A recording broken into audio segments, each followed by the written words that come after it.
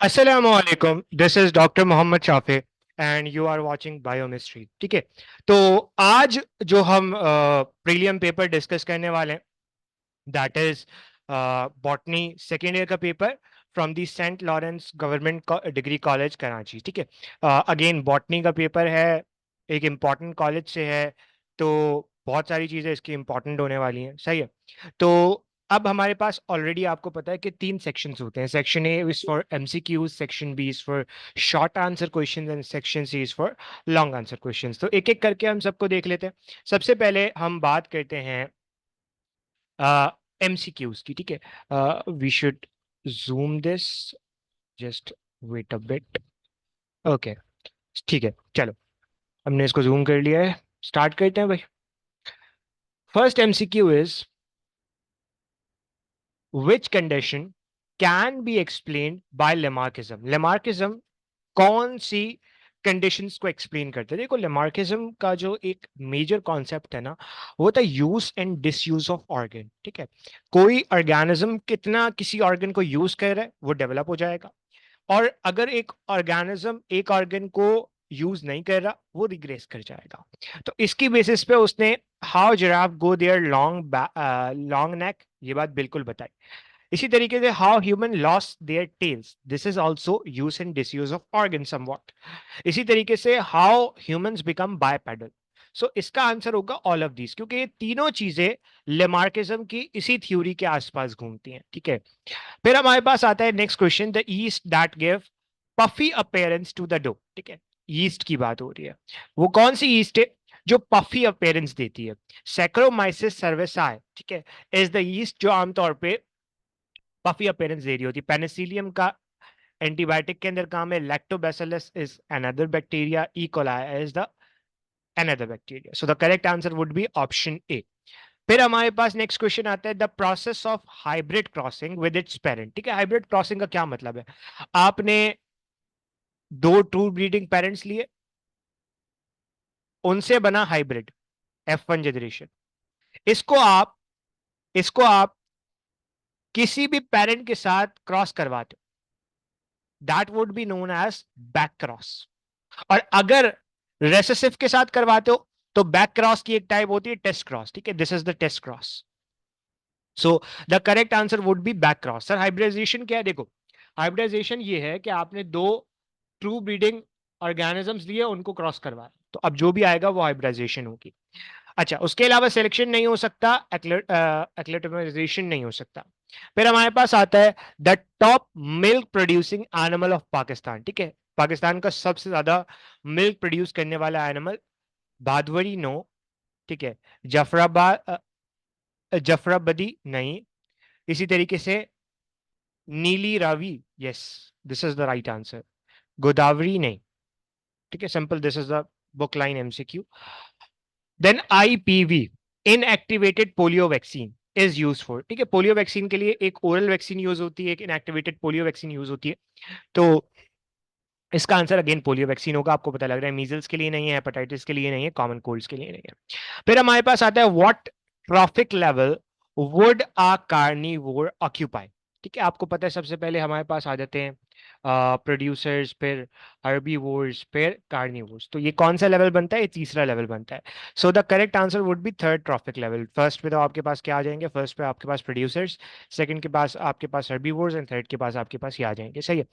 Then हमारे पास next question आता है, द पाइनियर ऑफ जीरिक सक्सेशन। ठीक है, आपको पता है जीरिक सक्सेशन क्या है? कि भाई बिल्कुल जीरिक इन्वायरमेंट है, कुछ भी नहीं है, और वहां पे पत्थरों पे रॉकी कंडीशंस के अंदर जो लाइकेंस है यानी कि लिचन्स है, ये सबसे पहले जो है वो उस इन्वायरमेंट को इनहैबिटेट करने का काम कर रहे हैं। So the crustose lichens are the right answer.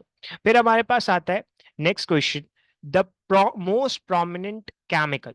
ठीक है, मोस्ट प्रोमिनेंट की बात हो रही है, दैट डिप्लीट्स ओजोन लेयर। आपको पता है ओजोन लेयर इज O3। इस ओजोन लेयर को सबसे ज्यादा डिप्लीट कौन कर रहा है? ठीक है, अब इसके अंदर हाइड्रो क्लोरो फ्लोरोकार्बन भी हैं, ठीक है, वो भी हो सकते हैं, लेकिन प्रोमिनेंट की बात हो रही है तो प्रोमिनेंट इज CFCs, क्लोरोफ्लोरोकार्बन्स, जो आप तौर पे आपके एसीज, रेफ्रिजरेटर वगैरह से रिलीज हो रहे होते हैं। ठीक है, हाइड्रोक्लोरोफ्लोरोकार्बन्स भी हैं बट वो मेजर नहीं है, प्रोमिनेंट नहीं है।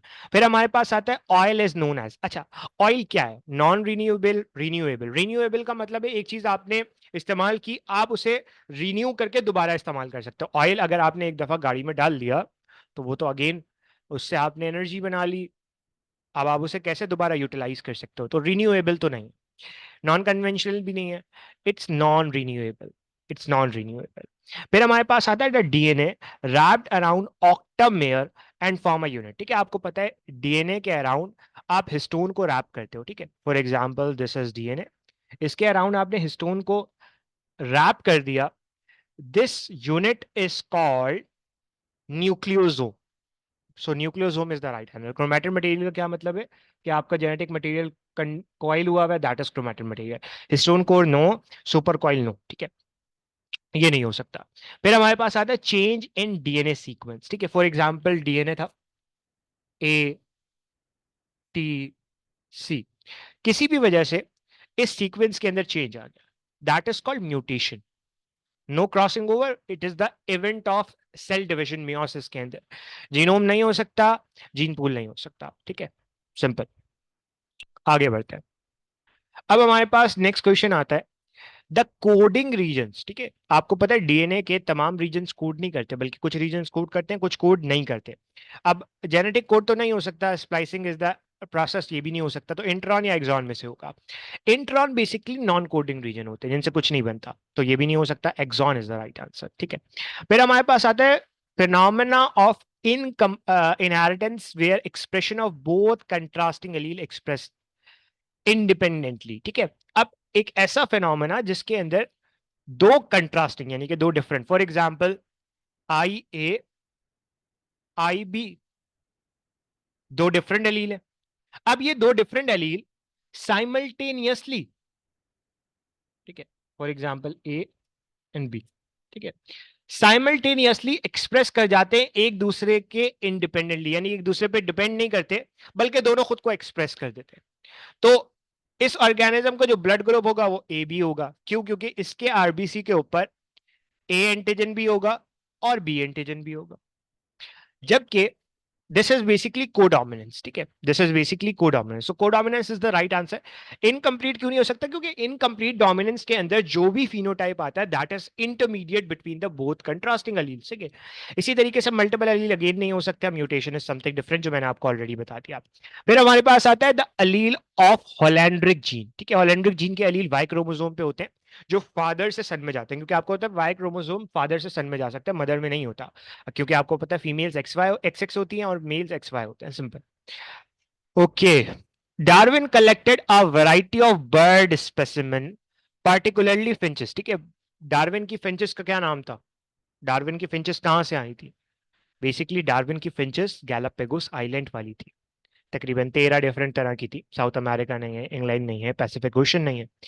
देन नेक्स्ट क्वेश्चन है chromosomal theory of inheritance as was proposed by। ठीक है, chromosomal theory of inheritance Watson ने दी थी नहीं, ग्रिफ ने दी थी नहीं, चेज ने दी थी नहीं, वाल्टर फ्लेमिंग ने दी थी। याद होगा आपको, सैलेमेंडर लार्वा था, इस सैलेमेंडर लार्वा का क्रोमोसोम, इस सैलेमेंडर लार्वा के इस सैलेमेंडर लार्वा में क्रोमोसोम को डिस्कवर किया गया था। सो दैट्स द थिंग जिससे आपकी क्रोमोसोमल थ्योरी ऑफ इनहेरिटेंस बनी थी। ठीक है, फिर हमारे पास नेक्स्ट सेक्शन आता है that is section B, and again this is very important section, क्योंकि इसके अंदर आपके पास शॉर्ट आंसर क्वेश्चंस होते हैं। ठीक है, अब सबसे पहला जो हमारे पास शॉर्ट आंसर क्वेश्चन है that is basically an interesting question. ठीक है, इसके अंदर आपसे कह रहा है कि भाई name two markers which help in selection of clones. ठीक है, and why do biologist biotechnologist use them. ठीक है, अब यहां पे आपसे ये बात की जा रही है कि वो कौन से दो मार्कर्स हैं जो सिलेक्शन ऑफ क्लोन के लिए इस्तेमाल किए जाते हैं। तो आपको पता है यहां पे दो चीजें आती है, एक हमारे पास आता है एक हमारे पास आता है एंटीबायोटिक रेजिस्टेंट जीन। ठीक है, एंटीबायोटिक रेजिस्टेंट जीन, और दूसरा हमारे पास आता है कलर प्रोड्यूसिंग जीन। अब ये दोनों यूज क्यों किए जाते हैं? ठीक है, कलर प्रोड्यूसिंग जीन, अब ये दोनों यूज क्यों किए जाते हैं? देखो, for example antibiotic resistance gene, जिसे आप ए AMPR, ठीक है, एंटीबायोटिक रेजिस्टेंस जीन अगर एक प्लाज्मिड के अंदर मौजूद है, एक प्लाज्मिड के अंदर यानी कि एक बैक्टीरिया के प्लाज्मिड के अंदर क्या मौजूद है, एंटीबायोटिक रेजिस्टेंट जीन। तो जब आप उसे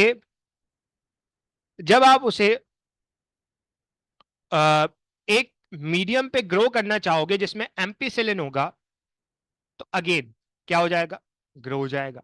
अच्छा, उसके अलावा ये कलर प्रोड्यूसिंग जीन का क्या हिसाब किताब, देखो कलर प्रोड्यूसिंग जीन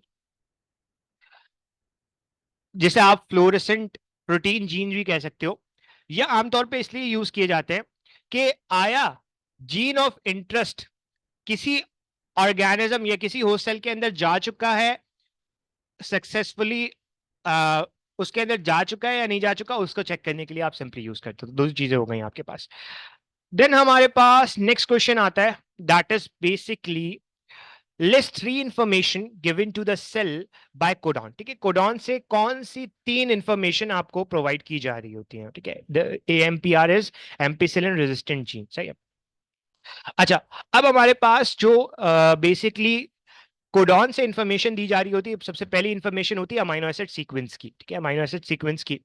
दूसरा स्टार्ट और स्टॉप सिग्नल की।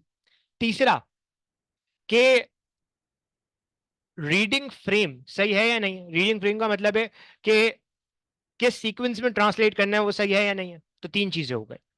अच्छा, अब अगला सवाल हमारे पास ये आता है कि in what way protein synthesis in prokaryote differ from eukaryote. ठीक है, प्रोटीन सिंथेसिस प्रोकैरियोट और यूकैरियोट के अंदर क्या फर्क है। पहली बात, प्रोकैरियोट के अंदर न्यूक्लियस प्रॉपर नहीं होता, तो ट्रांसक्रिप्शन और ट्रांसलेशन दोनों साइटोप्लाज्म में चल रही है, जबकि यूकैरियोट में ट्रांसक्रिप्शन न्यूक्लियस के अंदर चलेगी और ट्रांसलेशन सेल के बाहर, सॉरी साइटोप्लाज्म में चलेगी, न्यूक्लियस के बाहर। दूसरी चीज, राइबोसोम का फर्क है, प्रोकैरियोट के अंदर 70S है, यूकैरियोट के अंदर 80S है। तीसरी बात, आपको पता है कि प्रोकैरियोट के अंदर किसी भी किस्म की मैसेंजर RNA की प्रोसेसिंग नहीं होती, यानी कि स्प्लाइसिंग नहीं होती, कैपिंग नहीं होती, या पॉली एडिनलाइजेशन नहीं होती। ठीक है, उसके बरक्स आपको यूकैरियोट के अंदर ये तीनों चीजें मिलती है। अच्छा, फिर हमारे पास आता है name and define types of chromosomal mutation. ठीक है, क्रोमोसोमल म्यूटेशन के बारे में आपने लिखना है। अब क्रोमोसोमल एबेरेशन या म्यूटेशन क्या चीज है। ठीक है, बेसिकली क्रोमोसोम के any change in chromosome structure or position of gene on chromosome, ठीक है, that is basically aberration। चार तरह की aberration होती है। सबसे पहली डिलीशन, दूसरा आप कहते हो डुप्लीकेशन, तीसरा आप कहते हो ट्रांसलोकेशन, और चौथा आप कहते हो इन्वर्जन। ठीक है, अगर आप इसे आसान जबान के अंदर समझो, सिंपल जबान के अंदर समझना चाहो, तो फॉर एग्जांपल क्रोमोसोम का इतना सेक्शन डिलीट हो गया, ठीक है, दिस इज डिलीशन। या फॉर एग्जांपल ये सेक्शन दो दफा आ गया, ड्यूप्लीकेशन। ठीक है, उसके अलावा इन्वर्जन, इन्वर्जन का मतलब है कुछ सेक्शन यहां चला गया, कुछ सेक्शन यहां चला गया। ठीक है, देन ट्रांसलोकेशन, एक से उठ के दूसरे में चला गया, डिफरेंट तरह के। फिर हमारे पास आता है डिस्क्राइब सिकल सेल एनीमिया। ठीक है, सिकल सेल एनीमिया क्या चीज है। देखो, सिकल सेल एनीमिया एक ऐसी डिजीज है जो कि बेसिकली RBC की है। इसके अंदर पॉइंट म्यूटेशन की वजह से, पॉइंट म्यूटेशन का मतलब है एक जगह म्यूटेशन की वजह से हीमोग्लोबिन की जो बीटा चेन होती है, इस बीटा चेन में तकरीबन छठी पोजीशन पे एक एक अमाइनो एसिड का सीक्वेंस होता है, एक अमाइनो एसिड होता है दैट इज कॉल्ड ग्लूटामेट। ठीक है, या ग्लूटामिक एसिड। उसकी जगह क्या आ जाता है, वेलिन। तो ग्लूटामिक एसिड की जगह वेलिन आता है अल्टीमेटली, जिसकी वजह से क्या होता है कि जब भी ऑक्सीजन की कमी होती है तो RBC सिकल शेप का हो जाता है। अल्टीमेटली जब वो सिकल शेप का होगा तो वो आपकी कैपिलरी से गुजर नहीं पाएगा, वहां पे प्रॉब्लम आएगी। सही है। What is test cross. ठीक है, टेस्ट क्रॉस क्या है, मैंने आपको बताया। आपने क्या किया, आपने सिंपली हाइब्रिड को, ठीक है, आपने क्या किया, हाइब्रिड को, अच्छा आपने क्या किया, हाइब्रिड को क्रॉस करवाया विद होमोजाइगस रिसेसिव। अब ये वाली कंडीशन, जैसे दिस इज हाइब्रिड, इसको आपने क्रॉस करवाया होमोजाइगस रिसेसिव के साथ। क्यों क्रॉस करवा रहे हो? To to actually know the zygosity, कि भाई आया ये कैपिटल टी है या small capital T small T है। भाई अगर कैपिटल टी होगा तो तमाम ऑर्गेनिज्म टॉल आएंगे, लेकिन अगर कैपिटल टी स्मॉल टी होगा तो आपको डार्क भी मिलेंगे, सिंपल। अच्छा, फिर हमारे पास नेक्स्ट क्वेश्चन आता है, right down the role of holandric trait. ठीक है, हॉलैंड्रिक ट्रेट के बारे में क्या ख्याल है? हॉलैंड्रिक ट्रेट बेसिकली वाई क्रोमोसोम पे होते हैं और ये फादर से सन में जाते हैं, फीमेल्स के अंदर इसका कोई काम नहीं है। अब इसकी एग्जाम्पल है हाइपरट्राइकोसिस। ठीक है, हाइपरट्राइकोसिस, और ये basically male to male pattern यानी कि फादर टू सन के पैटर्न के अंदर एक बड़ा मेजर रोल प्ले करती है। फिर हमारे पास आता है next question, why Rh incompatibility would be danger to the developing foetus and mother. ठीक है, अब आपको पता है कि अगर एक फीमेल आरएच नेगेटिव है और उसके हस्बैंड आरएच पॉजिटिव है, तो बेबी के चांसेस हैं कि वो आरएच पॉजिटिव हो। अब मदर है आरएच नेगेटिव, उसके अंदर कोई आरएच फैक्टर नहीं है, बच्चे के अंदर आरएच फैक्टर आ गया है। अब at the time of first delivery, जब डिलीवरी हो रही होगी, तो मदर बच्चे का ब्लड किसी हद तक मदर के ब्लड के साथ कांटेक्ट में आएगा, मदर में बन जाएंगी एंटी आरएच एंटीबॉडी। अब जब ये बन जाएंगी, सेकंड प्रेगनेंसी हुई, इसमें भी बच्चा आरएच पॉजिटिव निकला, फिर क्या होगा? अब ये एंटी आरएच एंटीबॉडी जाके बच्चे के आरबीसी को, एरिथ्रोसाइट को नुकसान पहुंचाना शुरू करेगी। ठीक है, अच्छा, that is basically called erythroblastosis fetalis. अच्छा, एक क्वेश्चन रह गया था, describe the inheritance of muscular dystrophy. ठीक है, मस्कुलर डिस्ट्रोफी का इनहेरिटेंस आपने बताना है। Muscular dystrophy is basically x linked recessive disease, जिसके अंदर क्या होता है कि भाई हमारे पास पहली बात तो ये एक्स क्रोमोसोम पे, और ये तब शो होता है जब फीमेल्स के अंदर, जब दोनों पे क्या हो, डिजीज हो। मेल के अंदर एक भी डिजीज है तो सिंपल शो हो जाएगा, ये आपने याद कर लेना। अच्छा भैया, फिर हमारे पास हो गया next question, find out the possible blood group of a child whose father has A B and mother has I A. ठीक है, अब एक पेरेंट है, उनमें से एक फादर का जो ब्लड ग्रुप है दैट इज ए बी, और मदर का जो ब्लड ग्रुप है वो है ए। अब देखो, फादर का ए बी है तो एक बात तो क्लियर है, इनका जीनोटाइप होगा आई ए आई बी, फादर का तो क्लियर। मदर का इन्होंने कहा ए है, अब आया ये वाला ए है या आया ये वाला ए है, आई डोंट नो। तो दो पॉसिबिलिटीज बनेगी। जब आप इसको इससे करवाओगे तो आपको पता चलेगा कि या तो ए ब्लड ग्रुप आएगा या बी आएगा। ठीक है, अच्छा, अब अगर कंडीशन क्या है, अब अगर कंडीशन दूसरी वाली है, यानी कि ये वाली है, तो अब क्या होगा? देखो, आई ए एंड, अच्छा इधर देखो, अब सिंपल सिचुएशन क्या होगी? अब सिंपल सिचुएशन ये होगी कि आपको यहां पे मिलेगा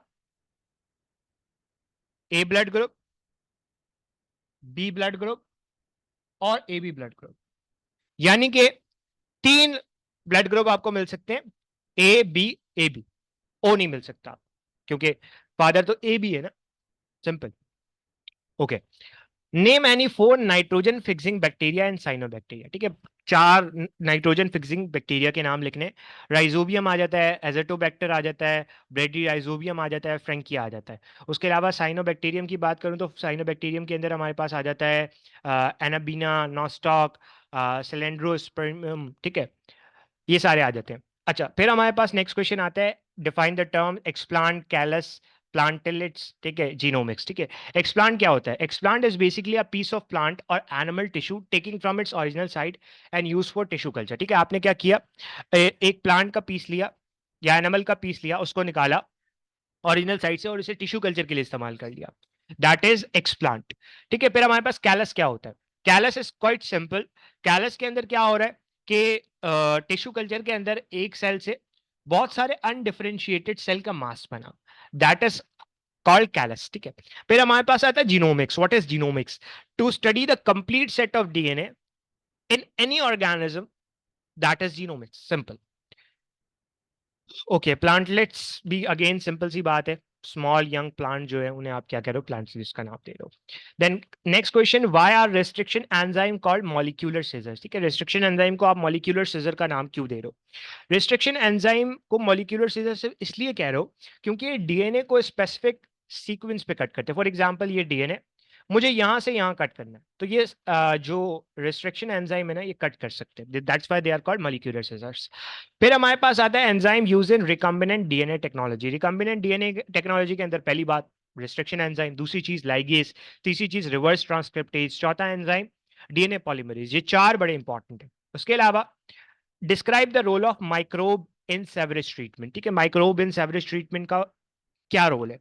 देखो, प्राइमरी ट्रीटमेंट के अंदर पहली बात है आप लार्ज सॉलिड्स को रिमूव करते हो। सेकेंडरी के अंदर आप एरोबिक बैक्टीरिया को इस्तेमाल करते हो ताकि जो ऑर्गेनिक पॉल्यूटेंट्स है उनको आप तोड़ दो, सही है। टर्शरी के अंदर आप जो न्यूट्रिएंट्स हैं, जैसे जो फर्दर प्यूरिफिकेशन हो रही है, जैसे आपने नाइट्रोजन रिमूव करना है, फास्फोरस रिमूव करना है, तो वहां पे आप नाइट्रीफाइंग और डीनाइट्रीफाइंग बैक्टीरिया यूज करते हो। तो ये बेसिक काम है। फिर हमारे पास आता है why vaccination is important for infectious disease. देखो, वैक्सीनेशन इन्फेक्शियस डिजीज से बचाने के अंदर मेजर रोल प्ले करती है। अब पहली बात इन्फेक्शन से बचाएगी, दूसरी बात कि ये जो फैलाव है ना डिजीज का, एक बंदे से दूसरे बंदे को लगना, इसको भी काफी हद तक कम करेगी। और दूसरी तीसरी बात कि सीरियस इन्फेक्शियस डिजीज को किसी हद तक कम करेगी। दैट्स द थिंग जो बेसिकली आपके वैक्सीनेशन कर रही होती है। So that's all about section B. Then आगे बढ़ते हैं और अब बात करते हैं जरा सेक्शन सी की। डिटेल में आपने डिस्कस करना है जीन क्लोनिंग को। ठीक है, अगेन पूरी आपने जीन क्लोनिंग लिखनी होगी।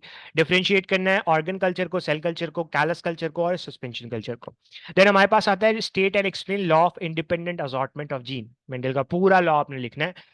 Then epistasis with reference to Labrador retriever. ठीक है, जिसके अंदर आपने लिखना होता है कि भाई येलो कलर है, पूरी कहानी जो है। फिर हमारे पास नेक्स्ट क्वेश्चन आता है कि describe the chemical structure of chromosome. ठीक है, केमिकल स्ट्रक्चर ऑफ क्रोमोसोम इन्होंने और लिखा हुआ है। Describe the process of gene expression. ठीक है, जीन एक्सप्रेशन लिख लेना है।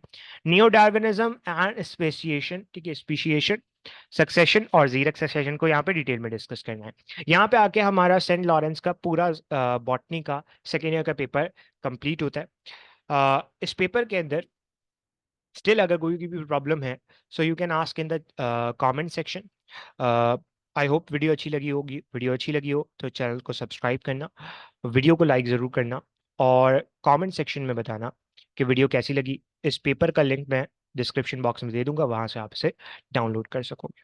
आज के लिए इतना ही रखते हैं, इंशाल्लाह आपसे मुलाकात होती है नेक्स्ट वीडियो में। तब तक के लिए अल्लाह हाफ़िज़।